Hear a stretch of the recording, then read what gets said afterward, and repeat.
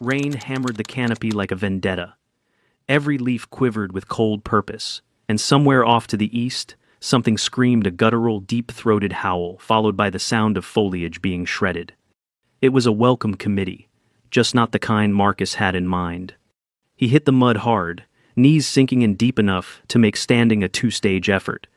His pod hissed closed behind him and lifted back into the sky, leaving him alone with a basic survival kit, his soaked uniform, and 30 days to not die. "All right," he muttered, squinting up at the heavy green sky. "Let's get started." The moon classified only as G431. M was humid and aggressive, an uncolonized biome full of territorial wildlife, carnivorous plants, and a weather system that seemed designed by committee. Most cadets lasted less than 3 days without signaling for help. The ones that stayed were left to endure, monitored remotely by a rotating crew of instructors who occasionally bet rations on outcomes. Marcus wiped his hands on his pants and pulled out his kit. One collapsible knife, a basic med pack, 3 nutrient bars, water tablets, no map, no comms, no tent. The rest was up to ingenuity and anatomy. Day 1 was about reconnaissance. Marcus moved slow and quiet, ignoring his blisters and resisting the urge to bushwhack through the underbrush like a tourist. He marked trees with mud for a breadcrumb trail, and eventually found high ground, an outcrop near a stream that didn't smell sulfurous or shimmer with microbial death. There was a breeze, fewer insects, and signs that a large predator had recently used a fallen log as a scratching post. He'd remember that detail later. By nightfall, he had a small tarp lean-to, a stone ring fire pit, and 1 empty stomach. He didn't sleep much. On day 2, he began to build. Across the moon, cadets were struggling. The Cherval named Reshta was already limping from a shallow laceration to her lower limb, after being startled by a spiny crawler. Her survival pack had fallen down a ravine, and she'd spent the first night drinking from leaf runoff and sobbing. A Norix named Skav had accidentally eaten a bioluminescent fruit that induced violent hallucinations. Another cadet broke his ankle within 6 hours of landing. Meanwhile, the human Marcus was harvesting bamboo. It wasn't true bamboo, not technically. The stalks were fibrous, segmented, and grew in clusters along the stream banks. They bent before they broke and were hollow in the center, making them perfect for construction, water transport, and spears.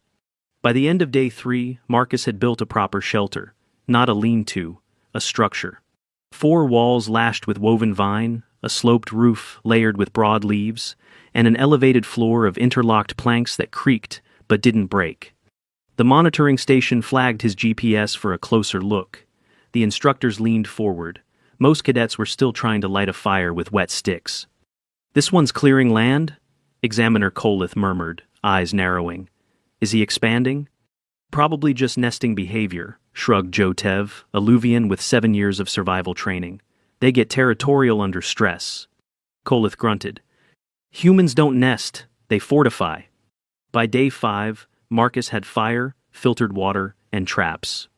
He dug a channel to divert part of the stream toward a makeshift sediment filter, gravel, charcoal, and cloth from his emergency undershirt.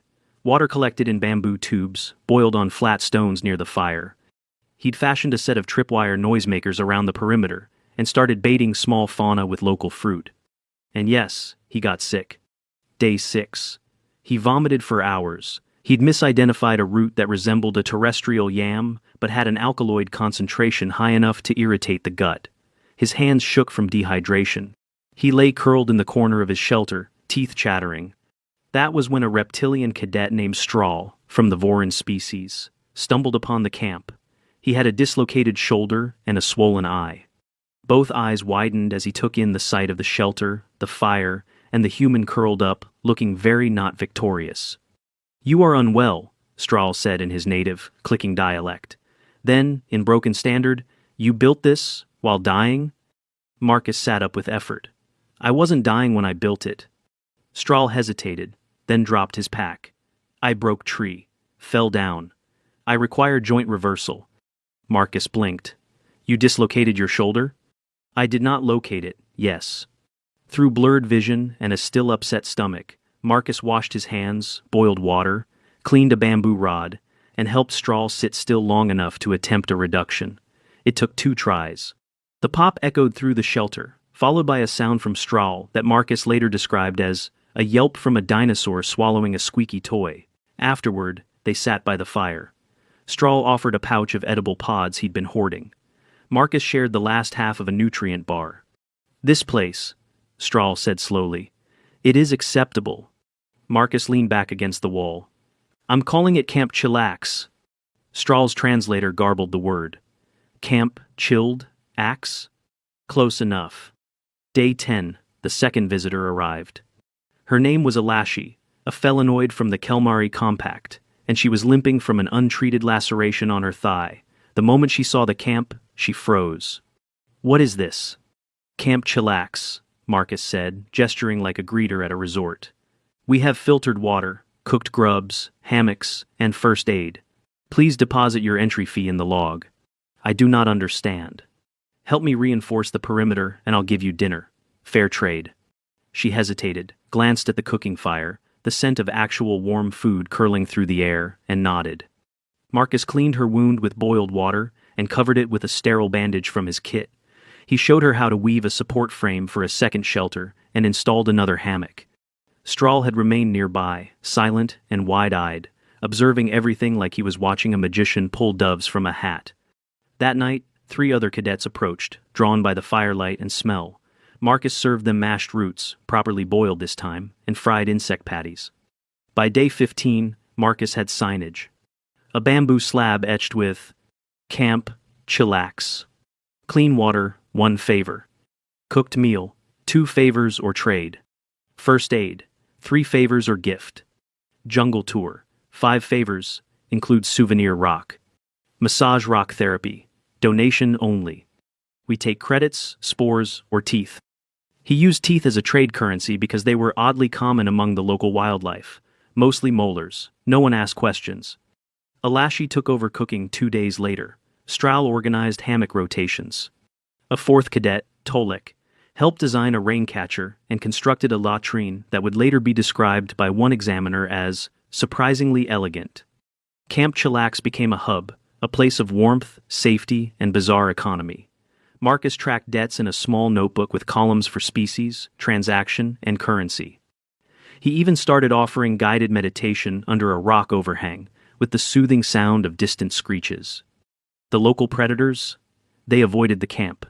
Possibly due to the scent perimeter Marcus had crafted by carefully collecting scent gland secretions from a massive tree beast that slept 10 hours a day and stank like burning onions.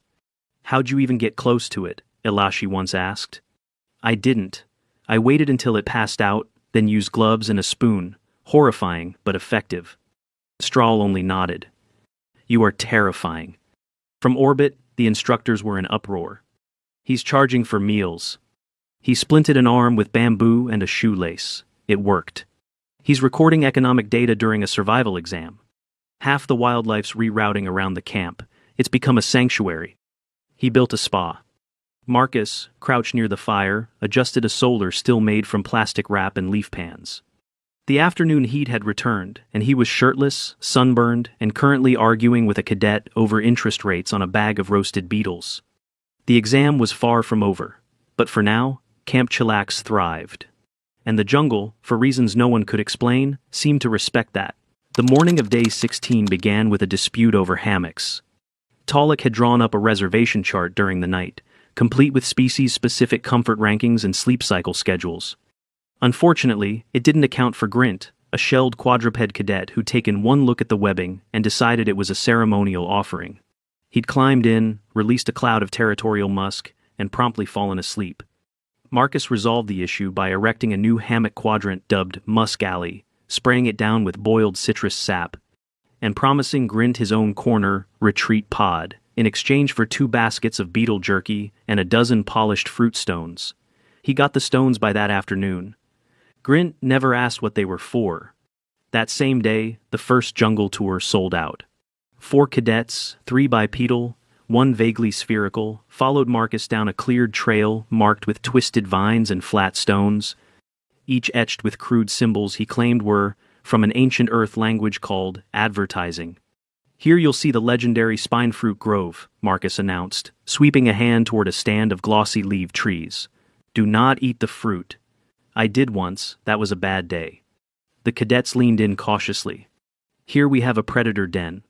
Note the scratch marks. Notice the lack of carcasses nearby. That's because these animals hunt further out. Smarter, not harder. He wasn't wrong. The area surrounding Camp Chillax had become strangely peaceful. Monitors watching from orbit confirmed a clear drop in predator movement near the perimeter. The prevailing theory was the scent gland perimeter, though the instructors debated if the bizarre local ecology was responding to something less obvious, like music. Because yes, Camp Chillax had music. Marcus had fashioned a crude xylophone out of dried bamboo and hollowed gourds, taught Alashe to beat a slow rhythm, and occasionally performed what he called sunset solos, with accompaniment from Strahl's chittering backup clicks. Examiner Kolith muttered, "This isn't a survival scenario, it's a festival." Jotev adjusted his monitor. He's still within exam parameters. He hasn't broken a rule. He's monetizing morale. I don't even know what that means. Later that evening, a cadet named Urval arrived, dragging a makeshift sled. His face was pale, and his left arm hung limp. Marcus saw the blood-stained wrap and dropped the roasted root he'd been turning. What happened? Fall, Urval gasped. Cliff, arm, I think it's broken. Marcus didn't answer right away. He glanced at the others gathered near the fire. Strahl stiffened, Alashe already gathering boiled water. Talik started clearing a flat spot beside the fire. Set him down. Gently. Urval groaned as he lay back, cradling his limb. Marcus removed the wrapping and inspected the swelling. The forearm was misshapen. There was a deep abrasion running down one side, and the skin was mottled. Not an open fracture, thank God, Marcus muttered. But it's bad. He spent the next 20 minutes boiling more water, cutting bamboo splints, and tearing the cleanest remaining sections of his spare shirt. The arm had to be immobilized before the swelling worsened. Marcus set it in place as carefully as he could, stabilizing the wrist and elbow. Urval bit down on a stick. The snap of repositioning made 3 cadets look away. Afterward, Marcus cleaned the wound with boiled water and a makeshift salve made from antiseptic leaves he'd tested on himself the previous week. Alashe whispered something about a wound spirit escaping. Strahl just passed him a fresh strip of cloth. Marcus looked drained. His hands shook slightly. You're gonna need to keep that elevated. No climbing, no lifting. Keep drinking water. How long? Urval rasped. 6 weeks minimum for full healing, Marcus replied. You've got 2 weeks left on this moon, you'll manage. Urval nodded, blinking hard. Thank you. Thank the spa, Marcus muttered. We're running a limited time promotion. By day 18, Exam Command officially intervened. Marcus was notified via a drone that hovered over camp and broadcast a stern message in 5 languages. It floated down a printed warning with the Interstellar Cadet Corps logo at the top. Notice: the Wilderness Final Exam is not intended for economic exchange. Camp Chillax must cease all unsanctioned commerce immediately. Marcus read it aloud, then tucked it into a bamboo frame next to the pricing board and labeled it Exhibit A, Unwarranted Critique. I'm not running a business, he said to no one in particular. I'm surviving. Food, shelter, morale. This is all part of it. Strahl offered to build a second fire pit in solidarity. Alashe began crafting a Camp Chillax emblem from woven reeds. Talik started taking reservations for guided night hikes, which came with glowing mineral bracelets and insect-repellent smudges. Marcus didn't stop the commerce. He refined it. Day 22 saw the arrival of an exhausted, limping Darishi cadet who refused to offer any form of currency, trade, or favor. I am an honorable warrior, he announced. To ask for help is dishonor. To pay for it is surrender. Marcus handed him a bowl of hot stew anyway. I'll bill you later. No, the Darishi said stiffly. I will accept this without transaction. Then you're a guest, Marcus replied. Guests help with dishes. The Darishi paused. That is acceptable. Later, he was seen cheerfully stoking the fire, teaching Strahl a war song involving 7 clicks and a high-pitched wail. From the orbiting monitors, things were getting out of hand. He's now the most visited cadet on the moon. He's single-handedly reduced trauma-related injuries by 30%. He created a service economy, in a jungle, with no power grid. And the wildlife stays away, it's like they respect the zoning laws. Kolith thumped the table. This is not survival, this is theater. He's surviving better than anyone else, Jotev replied. He's thriving. By day 25, Marcus installed a feedback wall. Flat bark slabs painted with charcoal, where cadets could leave comments. The stew was excellent, but the hammock creaked too much. Zella. Best 30 credits I've spent. Also the only 30 credits I've spent. Dirk. Broken arm fixed. Didn't even scream much. 9/10. Erval. Marcus wrote at the top. Customer satisfaction is our survival metric. That same evening, heavy rains flooded the lower grove. One of the outlying shelters washed out, and a group of cadets stumbled into Camp Chillax, soaked and shivering. They were offered dry bedding, broth, and hot stones for warmth. No one asked for payment. Emergency services are pro bono, Marcus said. That night, under a dripping tarp and crackling fire, Marcus sat beside Alashi and rubbed his shoulder. His own wounds hadn't fully healed. 2 fingers still bore infection scars from thorn cuts. He'd lost 10 pounds. Sleep came in broken doses. You could have stayed solo, Alashi said quietly, kept it all for yourself. I didn't build this to be alone, he replied. I built it to make it.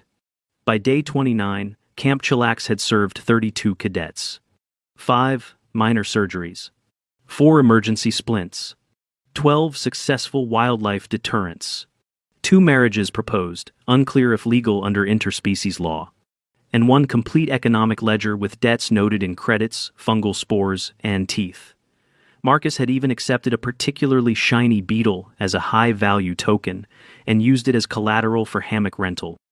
The instructors gave up trying to predict anything. Kolith said, "We gave him nothing." Jotev nodded slowly. And he built capitalism.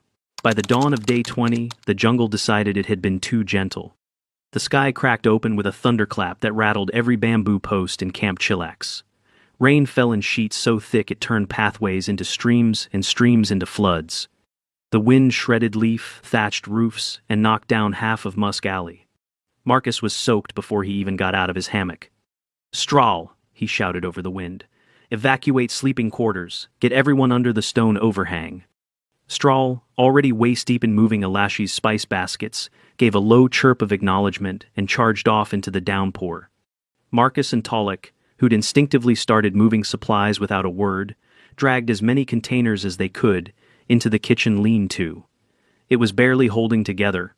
Ropes slipped, panels bent. The fire pit drowned. Within minutes, the careful order Marcus had built over the last 3 weeks started to unravel. Over 24 cadets huddled under the rocky ledge near the eastern edge of camp, their eyes wide and alien with fear. Water surged around their feet. A branch flew past like a javelin. Lightning struck a tree 200 yards away, lighting up the entire grove in blue-white brilliance. Someone whimpered. Marcus stood soaked and shivering, staring out into the maelstrom, brain calculating loss versus salvage. The solar stills were gone. The signboard had washed away. The hammock quadrant had collapsed in a tangle of vines and wet canvas.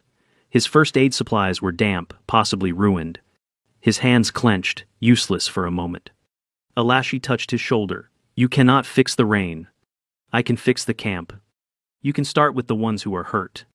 2 cadets had twisted ankles from slipping during the dash to shelter.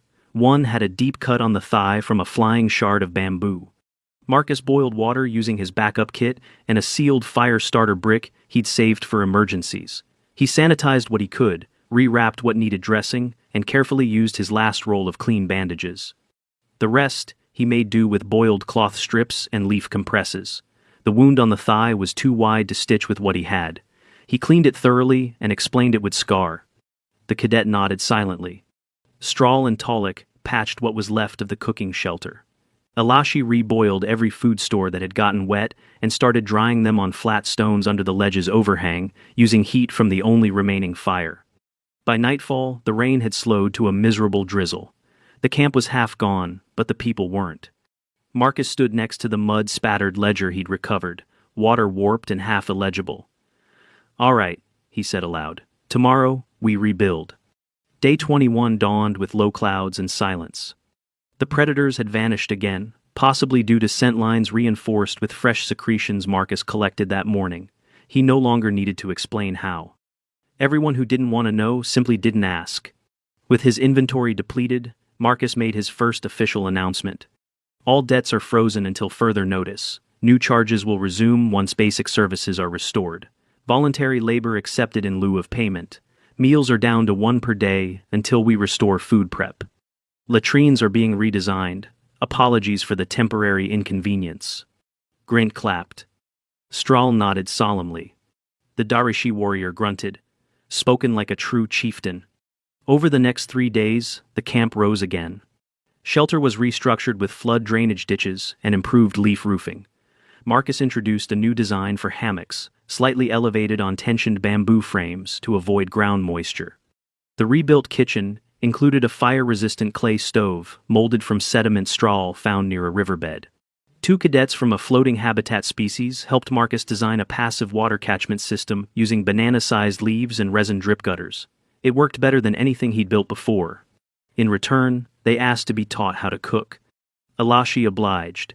She insisted everyone wash their hands first. On day 24, Marcus fell. Not metaphorically, he slipped while re-rigging a pulley system and landed shoulder first on a stone basin. The crack was audible, followed by a barked curse. Talik and Elashi helped him sit down. He clutched his upper arm, jaw clenched, breath shallow. "Can you move your fingers?" Strahl asked. "Yes." "Bend the elbow?" "Mostly. Hurts like hell." Strahl examined the swelling, likely not broken. A contusion or rotator cuff strain should immobilize. Marcus nodded. "I'll wrap it. Keep it elevated." He spent the rest of the day one-armed, giving instructions while seated under the central shelter with a sling made from a visitor's donated scarf. Every now and then, he winced but kept talking. It would take 10 days before he could raise that arm above shoulder height again. He adapted. Again. Day 25 saw the return of the exam drone. It hovered low this time, speakers blaring. "Your camp is under renewed scrutiny. Unauthorized structures must be dismantled. Unauthorized transactions must cease. The final retrieval is imminent." Marcus glanced at the drone. Then, he looked around. He saw cadets repairing walls, boiling leaves, taking turns ladling stew into carved cups. He saw hammocks swaying gently. He saw a new group learning how to make fire with resin knots and dry twigs. He looked up again. "This is survival." The drone did not reply. He added, "You dropped us here to see who'd live, not who'd suffer." Still nothing. So Marcus nodded and walked away. On day 26, someone tried to open a rival camp. A young cadet named Jerix, from a species resembling armored lemurs, cleared a patch of land and put up a banner that read, "Camp Gritfire, for real survivors only." He charged no credits, but demanded that guests bring their own food and sleep in the dirt to prove true resilience. His camp lasted less than 2 days before a Growlit beast sniffed its way into the open food stores and sent 5 cadets sprinting back to chillax. Jerix returned too, covered in mud and minus his tarp. Marcus didn't say anything, just passed him a bowl of soup. By day 27, Camp Chillax had gained an odd reputation. To some, it was a failure of discipline. To others, a triumph of adaptability. No one had died. No one had signaled for emergency retrieval in over a week. Cadets had started taking notes, sharing survival techniques, sketching structures. There were debates about economics, value, and trade ethics. Someone set up a barter stand. Someone else made a song about hammocks. One cadet painted a mural on the central shelter, a rough image of Marcus holding a cooking spoon like a sword, surrounded by hammocks, fire, and the words, "We didn't die." He laughed so hard, he had to sit down again. On the evening of day 29, Marcus gathered everyone around the fire.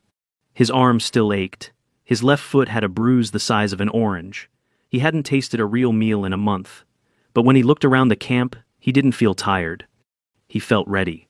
"Tomorrow," he said, "we go home." A murmur passed through the cadets. "To be clear," he added, "this isn't a graduation speech. I'm just letting you know I'm eating first when we get back to the station." Laughter. Even the Darishi grinned. Then Elashi raised a cup. "To Camp Chillax." Dozens of cups followed. "To not dying." "To hammocks." "To capitalism." Marcus winced. Let's not start that again. Above the moon, the monitors went silent. The instructors reviewed logs, re-watched footage, reread the ledger Marcus had submitted via drone, upload carefully annotated in multiple currencies and species codes. Kolith was still furious. This wasn't survival. It was... Joe Tev cut him off.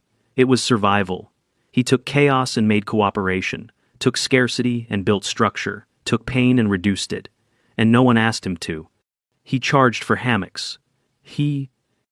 And fixed a broken arm. As the retrieval ships descended at dawn, Marcus watched the jungle one last time. Something distant growled, then faded. Camp Chillax was still standing. The retrieval pods landed just after sunrise, slicing through the mist like silver daggers. Their support struts hissed steam into the soil, and hatch doors swung wide with mechanical precision, revealing uniformed exam techs and stretchers just in case. No one needed the stretchers. Instead, 29 cadets emerged from Camp Chillax in orderly groups, with packed gear, clean wounds, and calm expressions. The techs expected limping, confusion, panic. What they saw instead was a loosely formed caravan, trading jokes and helping each other down the slope. At the rear of the group, Marcus limped with one arm still in a sling. His boots were patched with vines. He carried his notebook like it was scripture. "Cadet Marcus T. Adair?" one of the lead instructors asked, eyes scanning a biometric tablet. Marcus nodded, present, and mostly intact. The instructor gave him a hard look. "We need to debrief you. Immediately." Marcus sighed. "Let me say goodbye to my spa, at least." The camp wasn't dismantled. Not yet. Protocol dictated all constructed shelters be taken down before final retrieval, something about preserving the untouched status of the moon. But when the cleanup drones hovered over Camp Chillax, they paused. The layout was structured. Designated sanitation areas, clean water runoff systems, no rotting food, no stray debris. One drone emitted a soft beep. The others hovered uncertainly. Eventually, someone overrode them from orbit and instructed, "Leave it. This one's going in the record." In the debriefing room aboard the orbiting evaluation station, Marcus sat alone in a chilled chamber under bright lighting. Across from him sat 4 examiners, 3 alien, 1 human. They did not smile. "Explain the ledger," Examiner Kolith began, antennae twitching. Marcus slid it across the table. Detailed list of every exchange, favor, medical procedure, and guided tour. Also includes hammock scheduling, daily meal counts, and a currency key. "A currency key?" the human examiner asked. Marcus nodded. "We had 3 forms of exchange. Some cadets used spores, others used teeth from local fauna. I assigned relative values based on supply and demand principles. Teeth, for instance, were excellent for betting and bartering because they were small, abundant, and universally unpleasant to collect." "You monetize discomfort?" Kolith barked. "I quantified risk," Marcus replied calmly. "It encouraged efficient behavior." Joe Tev leaned forward. "You treated wounds, multiple wounds, including a complex forearm fracture." "Yes. I sterilized all instruments, stabilized the bone, and advised limited movement. I also made a splint, using split bamboo and reinforced cloth." "Did you have medical training?" "Standard survival first aid, with a few hours of battlefield medicine electives." Marcus hesitated. "And some YouTube videos from before I enlisted." The human examiner chuckled. Kolith did not. "You defied exam parameters. You created a hub of social commerce and mutual aid. This was meant to test your ability to survive independently." Marcus shifted in his seat. "I did survive independently. I used what I had: shelter, trade, teamwork. I didn't just wait out the clock. I made the clock run smoother for everyone else." Silence fell. Finally, the human leaned back. "No fatalities. 24 injuries stabilized. 0 panic beacons activated in the final week. Predatory fauna avoided the area entirely. You even lowered infection rates." Marcus shrugged with one good shoulder. "Turns out clean water and hammocks are a decent morale booster." Meanwhile, in a separate chamber, the other cadets were being interviewed. Strahl simply said, "I would have failed without that camp. I came for survival. I learned cooperation. Elashi added, "We built a kitchen. We shared food. We created something that kept us safe." Erval, still wearing his splint, stated, "He didn't ask to be followed. We followed him because he helped us." Grint drew a diagram. It was completely incomprehensible, but accompanied by enthusiastic warbling that a translator rendered as, "I slept so well, I forgot to molt." Even the Darishi, when asked if he felt dishonored by paying for services, grunted, "He gave freely when it mattered. That is a warrior's code." Later that day, in the command chamber above the moon, the examiners convened privately. Kolith was furious. We gave him nothing, no instructions, no leniency, and he turned it into a lounge. The human liaison tilted her head. He also turned it into a trauma care center. That wasn't the assignment. Chotev splayed his fingers. But it was the outcome. Kolith's antennae twitched so hard they knocked a stylus off the table. Fine. Give him a passing grade, but let the record show he undermined the exam. The liaison smiled. I'll write that down, right next to reduced cadet injury rate by 73%. Marcus didn't hear about the final deliberation until much later. He was in the medbay, arm properly scanned and confirmed as a grade 2 shoulder strain. 8 weeks of reduced activity. Ice and rest. A real bed. You're lucky, the medic said. No permanent damage, but you're going to need therapy. Marcus blinked. Physical therapy? No, actual therapy. You built a jungle resort during a survival exam. That raises questions. He grinned. Tell me something I don't know. 3 weeks later, Marcus was invited back to the station to attend a ceremony. He almost didn't go. He still limped, and his shoulder ached when he tried to stretch. But curiosity won out. The ceremony was held in a shared hall, rare for a multi-species event. Hundreds of cadets, instructors, and station staff were present. Kolith gave a short, terse speech about the importance of respecting exam boundaries. Chotev followed with a list of positive anomalies that had occurred, including 0 fatalities, minimal wildlife conflict, and the emergence of unexpected economic structures. Then, the human liaison called Marcus forward. He walked slowly to the stage. Cadet Marcus Adair, she said, in recognition of your unusual approach to the wilderness final exam and your contributions to cadet safety, morale, and adaptive logistics. She paused, then smiled. We award you a commendation for adaptive excellence and provisional survival instruction certification. The crowd applauded. Strahl clacked loudly. Elashi gave a two-handed cheer. Grint threw polished stones into the air like confetti. Marcus stood blinking at the certificate. Survival instruction? He whispered. You're teaching the next class, the liaison added. Pending site clearance, of course. Back in his quarters, Marcus sat on his bunk, flipping through a new ledger. He'd already drafted lesson plans, fire starting, shelter building, basic trade theory, and emergency hammock management. At the back of the ledger was a crude sketch of Camp Chillax, a few pine trees, a ring of fire, a series of hammocks swaying gently in a quiet breeze. Beneath it, he'd written in block letters, "We gave him nothing, and he built a reason to stay alive." That wasn't just survival. That was the whole point.